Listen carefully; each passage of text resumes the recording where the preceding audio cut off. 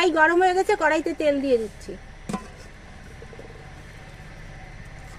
এবার মাছে আমি লবণ দিয়ে দিচ্ছি, হলুদ দিয়ে দিলাম,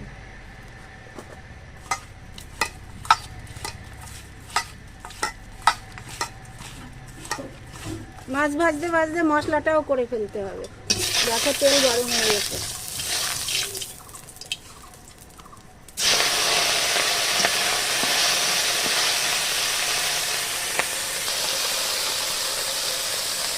দেখো মাছ ভাজাটা উল্টে দিচ্ছি, একবারে উল্টে দিলাম। এ দেখো মাছের তরকারির জন্য জিরে নিয়েছি আর কাঁচা লঙ্কা নিয়েছি।